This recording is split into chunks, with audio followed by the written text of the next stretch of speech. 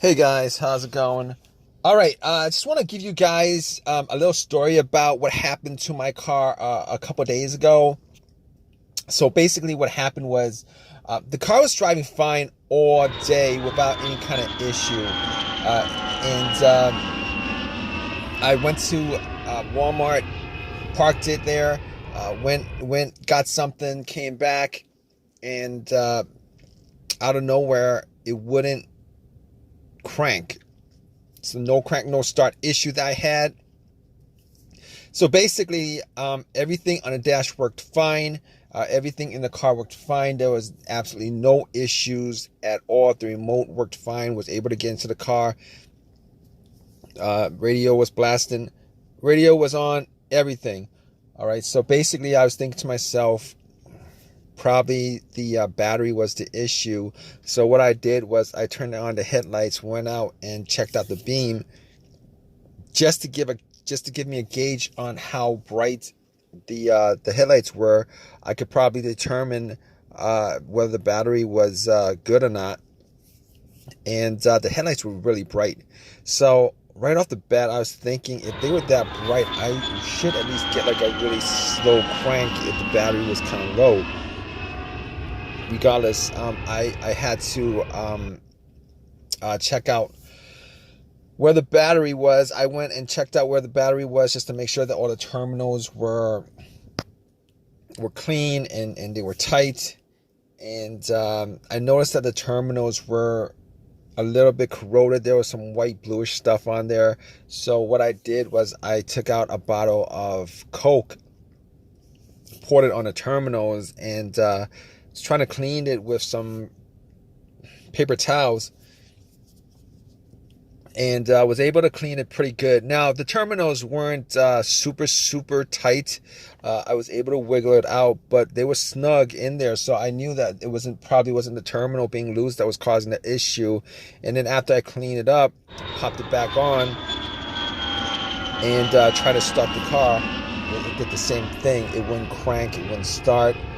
But everything else seemed to be working all right. So at that point, I was thinking to myself, all right, maybe it could be a weak ground wire. If you guys don't know what where the ground wire is, the main ground wire is pretty much the negative terminal, and most of the time it connects to the frame of your car. So I checked it just to make sure there's no corrosion. That it wasn't split or anything like that. There was no issues with it. So what I did after that was, I had a battery pack that I bought a couple of months ago because I had the same situation where I swapped out the battery. I was hoping that it was the battery, even though I swapped it out, considering I could actually just swap it out, at Walmart. So I actually put the battery pack on there. It was at 100%. Tried to start it, and still wouldn't start.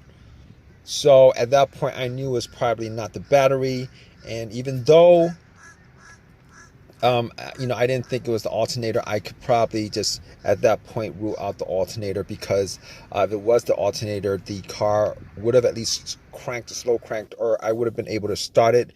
And then once I took the battery pack off, it would have just died out. So at that point, I was able to rule out a bunch of stuff. I was able to rule out the battery, the ground cable, and the alternator, even though that probably wouldn't have caused the issue. So after going through that, I was thinking to myself, could it be something? Could it be the car's computer ECU? Because I did see a check engine light on my dash, and that check engine light was there. It's been there for a while, and I believe it was for a O2 sensor issue.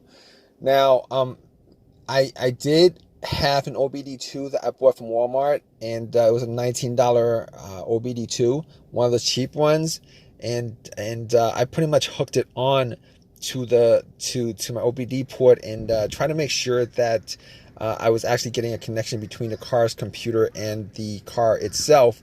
It did scan all the way through. Now I'm pretty sure that that the OBD2 wouldn't actually pick up anything that would cause a no crank, no start situation for the most part, except if if if the car's ECU, the car's computer was, for some reason separated from the car. For what reason, couldn't communicate with the car. But anyway, regardless, I actually plugged it in. It scanned all the way through. Only code that popped up was the aux02 sensor code, and at that point, I was pretty sure that it wasn't anything to do with the car's computer, any codes that would cause it, and I actually had to move on to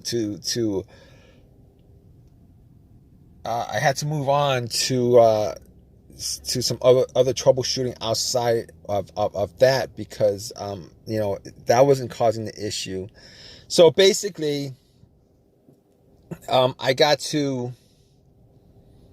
a couple of things, which were the fuses and the relays, which were highly capable of causing a situation like this.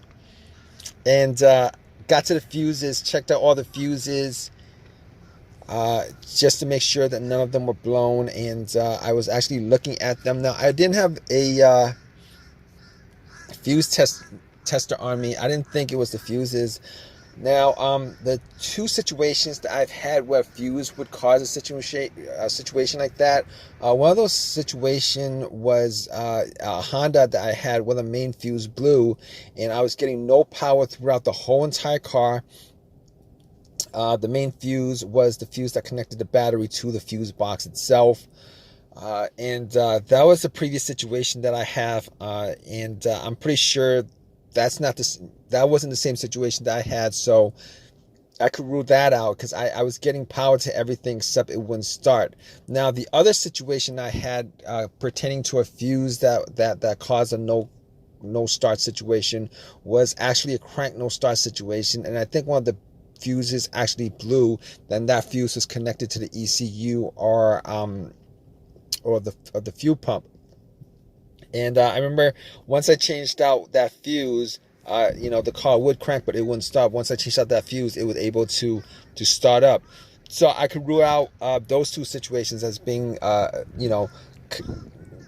related to a fuse issue that would cause this situation that I had. So, basically, I could rule those things, the fuses out, and the fuses were pretty clean. I didn't smell any kind of burnt smell, and didn't see any kind of brownish, anything brownish, and a brownish appearance on top. So at that point, I was able to kind of rule out the fuses, not at 100%, but I was able to rule out the fuses for the most part. So basically, at that point, I had a situation where I was maybe, it could have been the relays or the starter. That's what the two situations that came up. But I didn't think it was the starter, because I did switch out the starter about, I would say I switched out the starter about a year and a half ago, and that was, it seemed like it was a starter issue, but I didn't really want it to be a starter issue, considering I only put maybe like 20,000 miles on my car, and I think they should last a lot longer than that. But anyway, before I even went there, I looked at the relays, just to see whether they had issues or not. Now, I couldn't make out whether the relays had issues, but I did get to the starter relay. I pulled it out. It looked like it was a bit dirty or whatever, but I had some rubbing alcohol, put it on some paper towel, and wiped the connectors, put it back in, try to start it. It really didn't do anything. Didn't change up the situation. So I was thinking it was a weird situation, because it would click every time I would I would try to start the car. It would click, but it wouldn't crank. It wouldn't crank at all. Normally when it clicks, it normally means that the relay is working, because that's what the relays do when there's electricity going through, that it clicks to connect the connection, to whatever it's relaying the electricity to. But regardless of that, I actually had another relay that I was able to swap out with that, and I actually was looking for another relay with the same, with a similar relay in the box, and I was actually able to find one. And what I did was I took that relay out, and I swapped it with that with the other relay, and I went back and tried to start it, and guess what? Bam! It started up. It worked without a problem, and at that point, I knew that it was the relay that was the problem. All right. So it was a pretty easy fix. I drove to AutoZone, which was within that whole shopping center. Swapped out the relay, and that was like 3 days ago. Haven't had a situation since. I've been driving the car, turning it on, off, for 3 days. Haven't had that situation at all. So just want to give you guys, just to give you guys that story of a quick fix that I had of my car. If you guys are in the same situation, you guys watching this video, hopefully you guys have an easy of a fix as I had on my car. You guys have a comment, leave your comment in the comment section. Please give me a thumbs up. Please subscribe. Like I said, if you guys are in the same situation, just go through the steps that I went through as far as trying to figure out, the situation with my car. And, you guys should be good as far as, troubleshooting and diagnosing your particular problem. Take care.